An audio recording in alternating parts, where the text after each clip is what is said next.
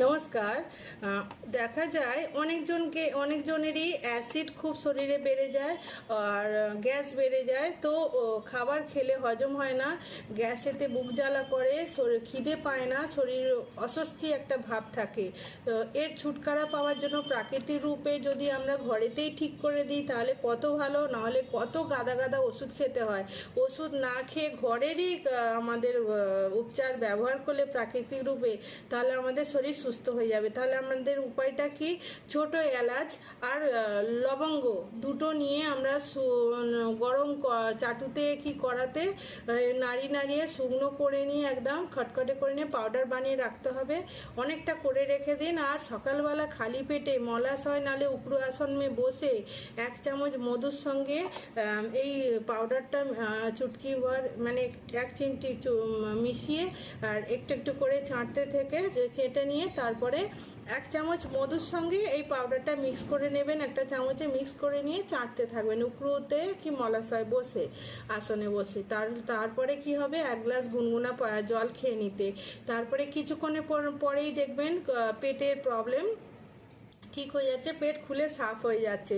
তাহলে gas acidity ধীরে ধীরে ধীরে ধীরে ধীরে সব ক্লিয়ার হয়ে যাবে, সব ঠিক হয়ে যাবে। তাহলে যাদের পেটের প্রবলেম আছে, যাদের গ্যাসের ভাগ শরীরে বেড়ে গেছে, অ্যাসিড হতেই থাকে, তাদের ছুটকারা পাওয়ার জন্য এটা হচ্ছে প্রাকৃতিক উপায়। এতটাই ভালো রেজাল্ট আছে, করে দেখুন, তাহলে তাড়াতাড়ি সেরে যাবে। কিছুদিনের মধ্যে পুরো নর্মাল শরীর জীবনযাপন করতে পারবে, যে কোনো আর প্রবলেম নেই। ঠিক আছে, এইটা হয়ে গেল। কিন্তু কারোর যদি এই শীতকালে খাসি হতেই থাকে, থামতে চায় না, সেম এই পদ্ধতি কিন্তু আমি বলেছিলাম গ্যাস অ্যাসিডের জন্য এইটা খাবার পরে 1 গ্লাস গুনগুনা গরম জল পান করতে। কিন্তু যাদের খাসি হতেই থাকে, থামছে না কাশি, তারা কি করবে? দিনে সারাক্ষণ কাশি হতে থাকছে, তারা সকাল দুপুর সন্ধ্যে রাত্রির 4 টাইম এরকম অল্প অল্প করে মধু নিয়ে 1 চিমটি করে ওই পাউডার মিশিয়ে চাটতে থাকবে। চাটার পরে কিন্তু জল পান করা যাবে না।